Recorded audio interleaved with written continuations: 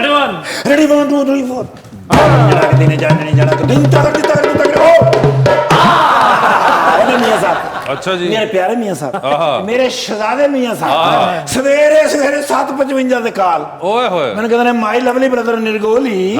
ਮੈਂ ਕਿਹਾ yes sir. ਕਹਿੰਦੇ ਨੇ ਅੱਜ ਤੇ ਗੋਸ਼ਤ ਤੇ ਪਾਲਕ ਖਾਣ ਨੂੰ ਦਿਲ ਕਰ ਰਿਹਾ। ਆਏ ਮੈਂ ਕਿਹਾ ਸਰ ਉੱਥੇ ਆਬਦ ਸ਼ੇਰ ਅਲੀ ਸਾਹਿਬ ਆਏ ਨੇ, ਉਹਨਾਂ ਨੂੰ ਕਹੋ ਬਈ ਜਾ ਕੇ ਬਿਹਤਰੀਨ ਪਕਵਾ ਕੇ ਲਿਆਣ, ਉੱਥੇ ਤੇ ਪਕਾਉਣ ਵਾਲੇ ਵੀ ਬੜੇ ਬੜੇ ਜ਼ਬਰਦਸਤ ਨੇ। ਕਹਿੰਦੇ ਨੇ ਸਭ ਕੁਝ ਠੀਕ ਹੈ ਲੇਕਿਨ ਇੱਥੇ ਉਹ ਕਸਾਈ ਨਹੀਂ ਹਨ ਜਿਨ੍ਹਾਂ ਨੂੰ ਗੋਸ਼ਤ ਕੱਟਣਾ ਹੁੰਦਾ ਹੋਵੇ। ਕੀਤੀ ਨੇ ਕਹਿੰਦੇ ਨੇ ਪਾਲਕ ਦਾ ਸਵਾਦ ਉਦੋਂ ਹੀ ਆਉਂਦਾ ਹੈ ਜਦੋਂ ਗੋਸ਼ਤ ਸਹੀ ਕਟਿਆ ਹੋਵੇ। ਮੈਂ ਕਿਹਾ ਸਰ ਤੁਹਾਡੇ ਤੋਂ ਵੱਧ ਕਿਹੜਾ ਕਟਿੰਗ ਜਾਣਦਾ ਹੋਣਾ ਹੈ, ਕਟਿੰਗ ਤਾਂ ਤੁਸੀਂ ਬੜੀ ਕਮਾਲ ਕਰਦੇ ਹੋ। ਕਹਿੰਦੇ ਨੇ ਜੁਗਤਾ ਨਾ ਕਰ ਇੰਤਜ਼ਾਮ ਕਰ। ਮੈਂ ਦੋਸਤਾਂ ਨੂੰ ਕਹਿ ਬੈਠਾ और जो मैं कह देवा वो मैं करके दिखाता हूँ।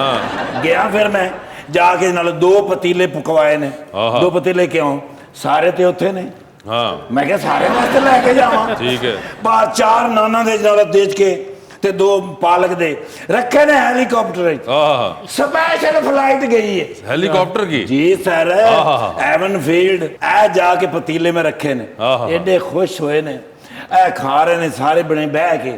ते मियां साहब ने मन किया, उन्हें क्या अपने मुल्क की चीजें खाने का स्वाद ही और मैं क्या सर अपने मुल्क के खान की वजह तो एडी दूर बैठे हो।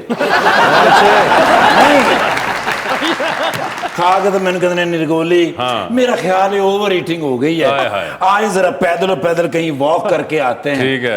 पहुंचे फिर हाइड पार्क। ओके। उसे मखसूस बेंच के उत्ते जाके बैठे हैं, लेक के सामने वाला। जी सर। बतखां दूर दूर फिर रही सन, आइया ने पाक पाक पाक पाक पाक पाक पाक पाक पाक कर दिया, सारियां इकट्ठियां हो गई।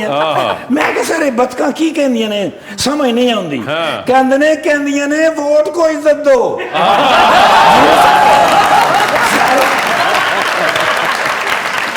निर्गोली तुम बड़े तेज हो, ये बताओ कि आगे क्या होगा? क्या होगा? मैं क्या सर आगे फिर आप 2 कॉफियां मंगाएंगे, एक आपकी और मेरी। मैंने कहा अकल दे आने हुकूमत के बारे पूछ रहे हैं भाई अगले सालों में क्या होगा।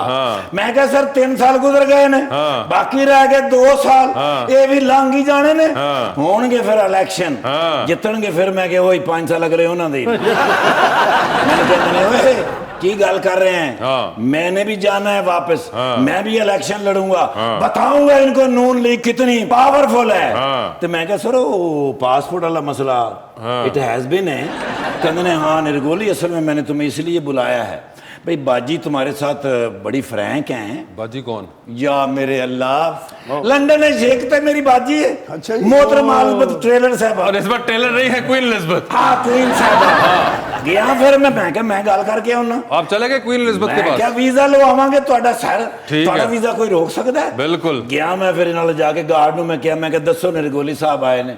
कहते ने बाजी ने सीसीटीवी में से देख लिया है, उन्होंने इशारा करके कहा रोकना नहीं, लेके आना। गया फिर मैं, ठीक है, बाजी छतरी दे थल्ले 5 कुर्सियां, हिलन वाली कुर्सी दे उत्ते बैठे ने ते मैं सीधी वाली ते बह गया। ठीक है। मैं कहा बाजी आज जरूरी काम है।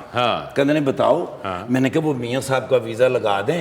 मैंने कहते मिस्टर निर्गोली मैं तुम्हारी बात को मोड़ नहीं सकती क्योंकि तुम मेरे चहेते हो। बिल्कुल। मैं लगा देती हूँ वीजा, ठीक है, लेकिन पहले इमरान खान साहब से पासपोर्ट बनवा के लाओ।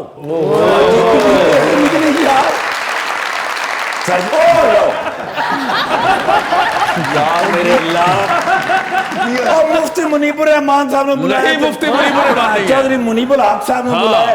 जैसे नहीं आपने मौका ही नहीं दिया। ओए होए होए मैंने काली दा जमाना याद आ गया।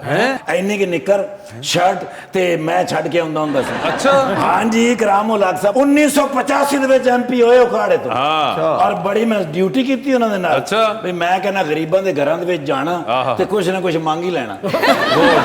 नहीं गरीबां ने साहब कोल कुछ ना कुछ मंग ही लेना। अच्छा। उन्हां बच्चों दी फीसां देणियां, स्कूलां दी किताबां लै के देणियां, तख्तियां ओदे जमाना सी। अच्छा। तख्तियां सलेटियां तक लैके देना। देखो ना आज खदमात की वजह तो बच्चा भी तो माशाल्लाह एमपी होया। यस। ते पहली बारी एमपी हो। यस। और नई हुकूमत बनी, जाओ जो करना जी कर लो। हो जाता है।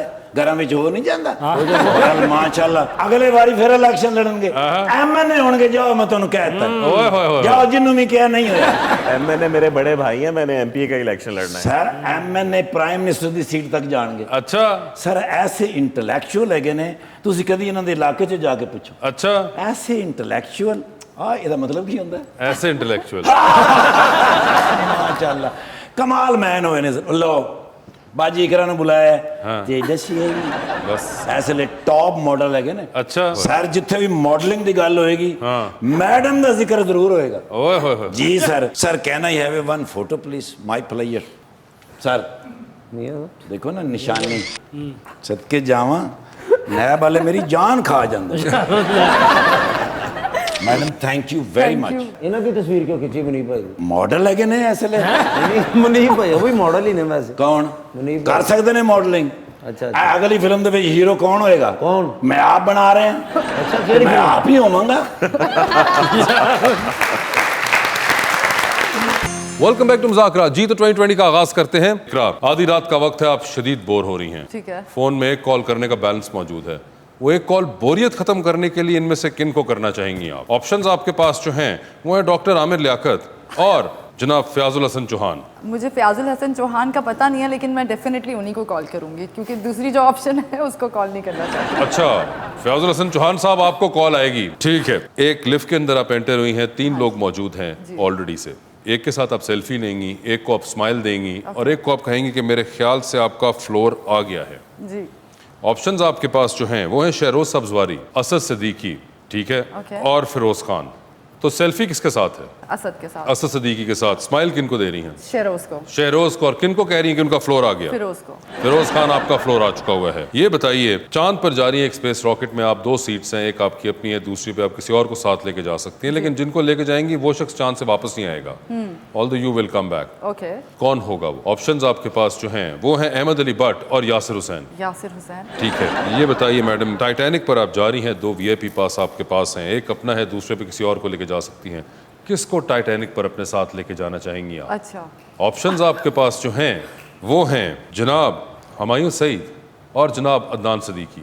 टाइटैनिक पे लेके जाना है, अदनान सिद्दीकी को लेके जाऊंगी। अदनान सिद्दीकी को लेके जाएंगी। अदनान साहब आप हैं वो, हुमायूं साहब टाइटैनिक से हाथ 2 बैठे हैं। ठीक है, ये बताइए मैडम, गाड़ी तो आप ड्राइव कर लेती होंगी? ऑटोमेटिक। ऑटोमेटिक गाड़ी ही आप ड्राइव कर रही हैं। अवार्ड शो पे आप जा रही हैं, बिल्कुल आपकी गाड़ी में 4 सीट्स बाकी हैं। बिल्कुल। कौन होंगे वो 4 लोग जो कि आपके साथ आपकी गाड़ी में बैठ के जाएंगे? ठीक है। ऑप्शंस आपके पास जो हैं वो हैं हरीम फारूक, ठीक है। सायरा यूसुफ, सज्जल अली, रमशा खान और मावरा हुसैन। रमशा को ले जाऊंगी, सायरा को ले जाऊंगी और सज्जल अली को ले जाऊंगी। एक और सीट बाकी है क्या? ओके, हरीम फारूक। मावरा को आपने फिलहाल नहीं अभी बिठाया? मेरा उनके साथ कभी कोई इंटरेक्शन नहीं है, नहीं रहा, तो इस वजह से आपने। ठीक है, ये बताइए मैडम, डूबती कश्ती में सवार हैं, 2 लाइफ जैकेट्स आपके पास है, एक अपनी है, दूसरी देकर आप किसी की जान बचा सकती हैं। वो दूसरी लाइफ जैकेट आप इनमें से किन को देना चाहेंगी? ऑप्शंस आपके पास जो हैं वो हैं मुनीबुल हक साहब और जनाब उस्मान बुज़दार। अच्छा, उस्मान बुज़दार कौन है? मुझे नहीं, सॉरी, कौन? उस्मान बुज़दार का नहीं आपको पता? मैं शक्ल देखूंगी तो मुझे याद आ जाएगा। आप लाहौर में रहती हैं? मैं लाहौर में 1 साल से रह रही हूँ। 1 साल से रहनी है और आपको नहीं पता वो चला? 3 बुज़दार साल से रह रहे हैं। चीफ मिनिस्टर पंजाब है मैं इनको बचा लूंगी। वो। ओए होए मुनीब साहब, देखें, वोट चाहे उन्होंने दिया था PTI को, लेकिन बचाएंगे आपको ही। ये इंशाल्लाह नेक्स्ट इलेक्शन में वोट भी शेर को देंगी। ओह, ये देखें, आपकी इस बात ने कॉन्फिडेंस उनका कितना बढ़ा दिया है।